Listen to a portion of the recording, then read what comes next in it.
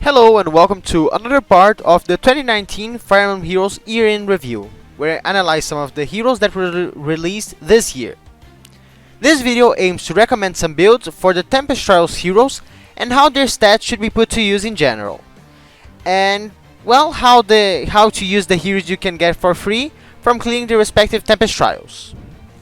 For each Tempest Trials released, you're able to get one 5-star and one 4-star version of the hero featured, which means less merges than a normal Grand Hero battle, but at higher rarities, which can be good for fodder if you wanna save 20,000 feathers for each.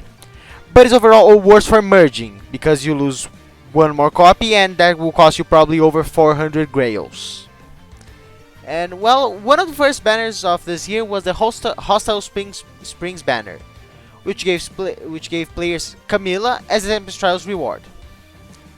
Camilla is a colorless flying dagger unit with high offenses for a dagger unit at 33 attack and 38 speed.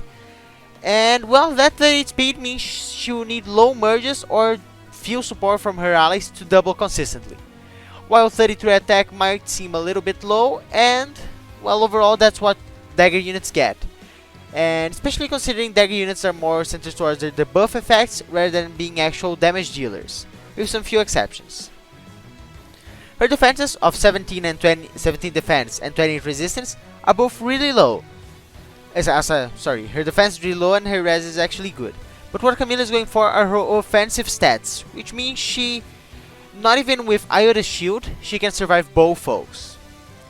For her skills, she gets Ouch Pouch Plus, an inheritable dagger that reduces her cooldown by 2 at the start of turn 1, which means she only gets 1 proc of it on most maps, while being a good tool to use for Tempest Trials or other multi-map modes. And with that cooldown reduction and combo with skills like Special Spiral, Camilla or other units can get special charge every turn. And well, her special, Glimmer, is not the best one to have, since she will often deal low damage or not at all, and that won't benefit that much from the boosted damage Glimmer grants her. And Moonbow is a more reliable damage source, and both of them have the same cooldown cost. She gets also attack speed 2 for her A skill, which is to give her more attack and more chance to double, but it's not that very nice of a skill to have. And I mean, if you're going for a player phase build, Camilla really prefers player phase over enemy phase. Swift Sparrow, Death Blow are really good choices, and also Mirror Impact, while being extremely expensive, would also benefit her resistance, which will bring her up to 40 easily. Desperation is also a really good B skill to use, which makes Camilla not take damage at all once under the HP threshold. She also gets Honed Flyers, which was a 5-star locked skill, and as you see from the Tempest Trials rewards, it's pretty common that they get a 5-star locked skill and bring them to the hands of free-to-play players or just give us more fodder. Honed Flyers is an excellent support skill in terms of support. Well, since many flyers rely on their attack speed, Honed Flyers is great because it grants all flyer allies attack speed plus 6. Camilla is an offensive dagger unit that manages to shine even as a free Tempest Trials unit, and she has pretty good offensive builds. And next we have Valentine's Titania, a red Tome Cavalry unit with, she has mediocre stats. She gets low offenses of 30 attack and 33 speed, which are not enough needed to kill nor to double, making her rely a lot on her build, while her defenses of 17 defense and 30 resistance are also not good enough to survive, while her res might be actually manageable. Compared to Sacred Memories Erika, which you can get from clearing Hero's Path, Titania is worst in every single stat aside from her resistance. Titania is a really good unit for fodder, with a tome that grants the unit equipped plus 3 to all stats if she's adjacent to an ally, which is Spectrum Bond, essentially. And I've seen a lot of red mages using Loyal Wrath as their weapon and using bond skills to fully benefit from being adjacent to an ally. But Titania does not get a bond skill to complement her, instead of opting for Swap and Attack Res Link, for a more supportive build that can help Titania deal some damage and survive mages, and to support your allies. She also gets Strangle Adapt, which solidifies her as a green unit killer, while still being too weak to kill even Winter Fae in combat, a green unit. which shows just how mediocre Titania is. She really needs too much investment to make her good. And well, although she's a cavalry unit, she can't use her movement to sweep enemy teams due to her low speed and attack, and she is unable to run neither Gale Force nor Heavy Blade because she can't get Gale Force, and Heavy Blade she has low attack to use it. Overall, Titania is a really flawed unit, which makes her a good unit to fodder rather than to invest on, considering how expensive a build for her would be, requiring good tier 4 skills or exclusive skills like Breath and attack speed to make her remotely dangerous. We next have Spring Loki, which has kind of the same problem as Titania, but better stats, with just 1 point over Titania's attack speed, and a great improvement on her defense, now 27. Her bow complements the stat spread by granting Loki +2 to every stat if her foe has full HP, which is kind of a problem since her low attack really won't kill the first time, relying on a second round of combat for that to kill. And well, in the second round of combat she won't get the +2 buff to all stats. Better choices for her bow include Bouquet Bow for offensive builds, Guard Bow for defensive builds, and well, Fire Sweep Bow is actually a good choice to make her not receive damage when initiating. Or even for something more insane, Short Bow Plus with Moon Bow for dangerous procs. Not even that insane because yeah, Python has it at 4 stars, so yeah, it's not that expensive. Fire Sweep Bow on the other hand is actually pretty nuts to get, exclusive to Fae. And depending on Loki's weapon, her build will follow its suit. Where she started with flyer support, you can grant her Kabureya or Yamaha as her bow. Or even change all her skills for Death Blow or Swift Sparrow for offensive builds, or Bracing Stance, or really anything, because she's actually a good flexible unit. And that comes at the cost of having low stats overall, to make her more even, which is the same problem units like Cormac have. Aside from her is Picnic Leo, which, summing up, is Titania, but it's green instead of red. He has a higher defense and attack, but at the cost of all his speed, at 21 speed, really low, which make him have the same problem as Titania, or even worse at that. What he offers us is good fodder, with quick riposte and distant defense now being easily available, especially considering you can get 2 of him from his Tempest Trials. His weapon, Sandwiches, also works as Mirror Stance 2, which is nice and all because it has really nice synergy for quick riposte and distant defense, which make an amazing player enemy face, and it also consistently... well, he has some nice synergy, but he's significantly constantly brought down by his stats. And now for an actually good unit, Louise. She's a bow cavalier with almost the same basis as Brave Lynn, while getting, in my opinion, the best inheritable bow in the game, Bouquet Bow Plus. I think you have already noticed it because I mentioned Bouquet Bow a lot in archer builds, and that's because I really love this weapon. Because it has Swift Sparrow emmed onto it, which makes for amazing player phase builds. With her 34 speed, Bouquet Bow really helps to get doubles, especially with her A skill, Attack Speed Bond, granting her 43 speed easily, with the potential for a refine, and more support, and more merges. Attack Speed Bond is a great skill, but for a better combo of her PRF, Swift Sparrow or the Blow skills are really good options because, well, they'll all proc on initiation. She also gets a workable res of 30, like Titania, and also like Camilla as well. A build around her speed and res would also work nicely. But the third one attack she gets isn't that great, so she relies on her weapon and bond skills to be able to deal damage. Or even specials. But, well, Louise is a pretty good unit, but for my money, I would fodder her for Bouquet Bow, which always works perfectly with any speedy bow unit. Or even fodder off Attack Speed Bond for heroes with bond skills, like Titania's Loyal Wrath, for even more synergy. And well, as summer starts, we get Summer Ilger, an axe infantry unit with really good skills. And before talking about his stats, he gets Flashing Blade 3, a 5-star locked skill that is only accessible at lower rarities from Ilger herself. It's an amazing skill for fast infantry units, and armored units as well, while it is available for a seal, which leaves the A slot open. So it's your choice to either fodder off Ilger or other units to use it as an A slot, or the seal slot and give something else to the A slot. He also gets Odd Defense Wave, which was also exclusive until Ilger. And it's another great skill, affecting Ilger and her allies, from plus 6 defense on odd turns.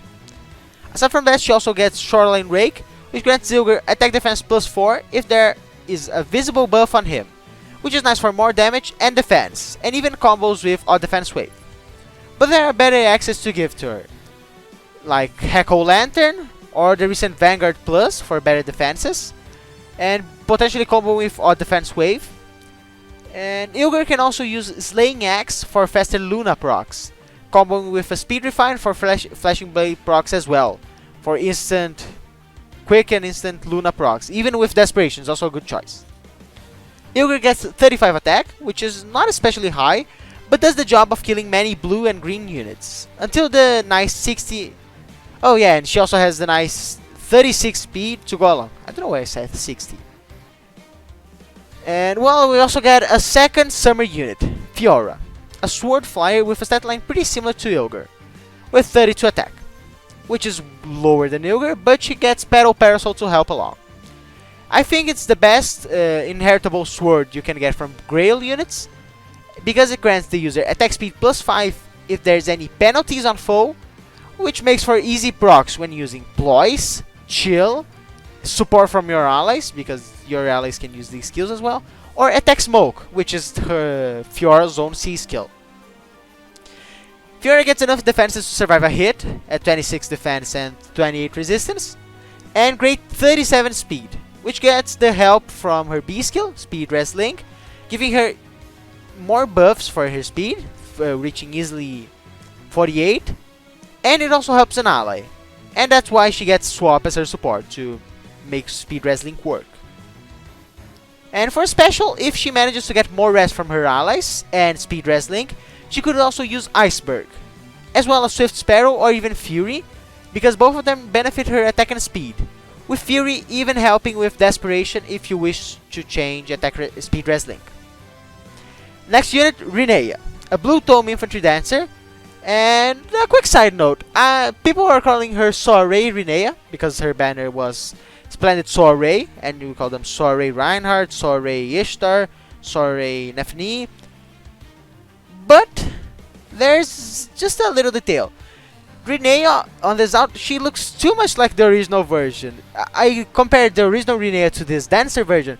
For me, they're practically the same, and I think this is just the normal version of Renea. I don't see a reason to call her Soiree Renea, because I think that's how she's going to be. I think this is going to be her version on the game, and she's going to have other outs, not an original version. And well, she's a Blue Tome Infantry Dancer, I don't know if I already said that, with just about the stats of a dancer, which are usually pretty low.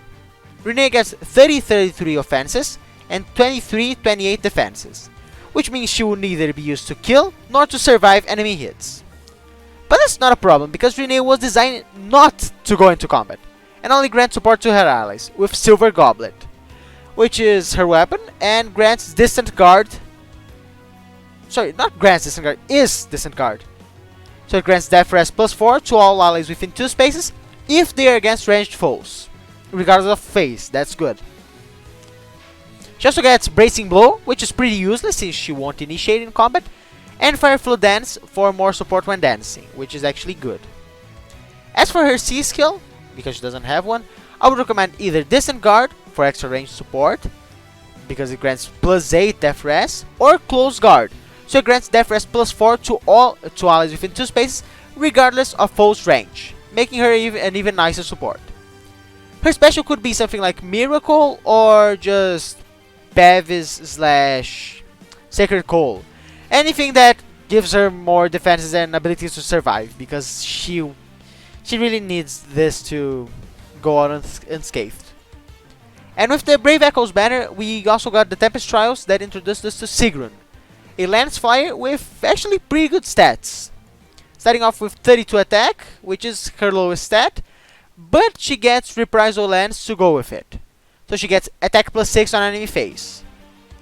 It's a nice lance, but there are other better options, such as Lofty Blossoms, to grant her even more attack and benefit her 36 speed, which will make her a speedy build, Vanguard with her 20 defense, or even Barrier Lance for her amazing 34 res. So she has a lot of builds and options, considering how flexible she is.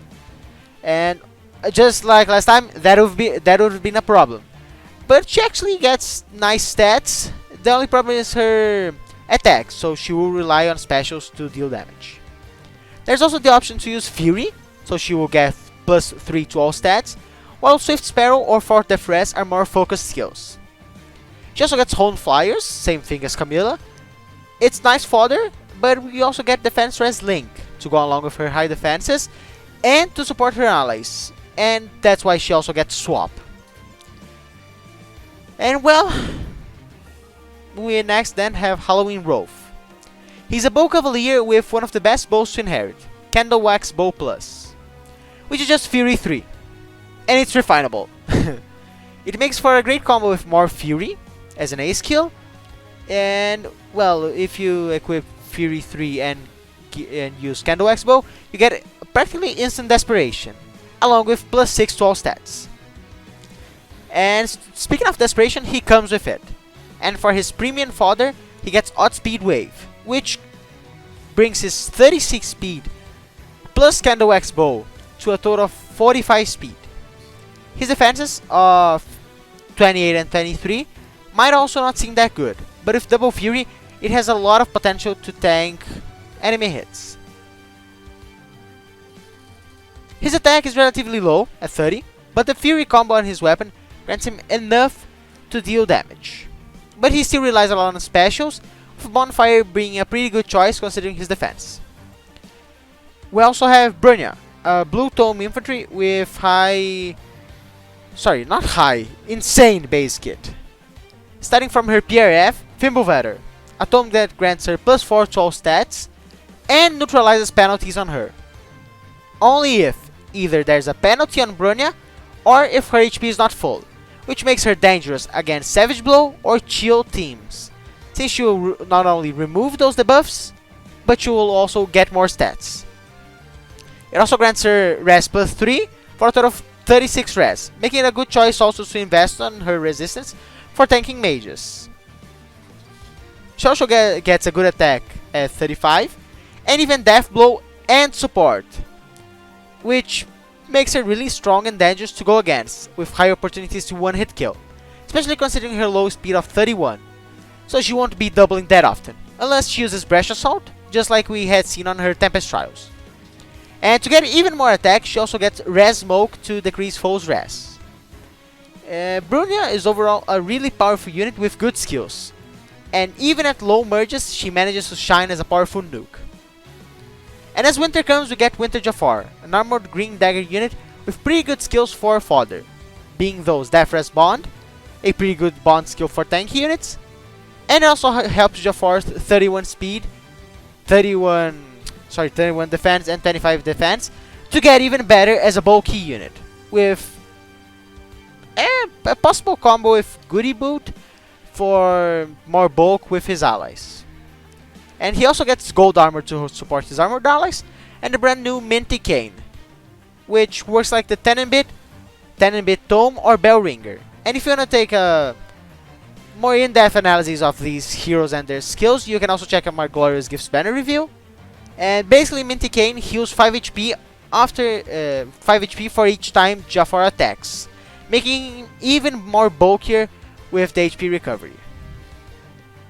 The main problem is Jafar's green color, which means even with his high offenses of 35 and 37, he'll have a really tough time dealing damage to red units, while being especially good against blue units. He should also be a really popular choice to plus 10, considering how similar he is to Winter Cecilia from last Christmas banner, which was one of the most popular units to plus 10 from Grails. And the last unit just came out fresh from the data mine, New Year's Air, a red flying dagger unit which means she has the same problem as Jafar, which is the weapon triangle. Air is pretty similar to her original version, with a few stat changes, making it to 31 attack and 36 speed, which are good offenses but not enough to double and kill, making her rely on skills or specials for it, since she doesn't get Lithiaberg, which was an amazing weapon for her. Especially considering she was designed to only fully utilize her res, with Temari Plus, a weapon that is essentially sabotage attack speed, so you need your res to be high for it to proc.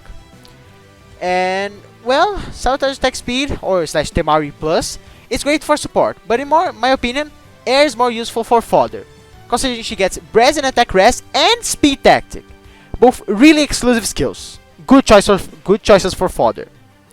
Air gets 21 and 34 defenses, which means she'll stay far away from melee and bow foes, while she's great against mages, especially green ones. You might be thinking some of these reviews are kind of short and really small. I mean, Air was pretty short because I couldn't even play with Air. But there are ones you might think they're a bit too short and not fully analyzed.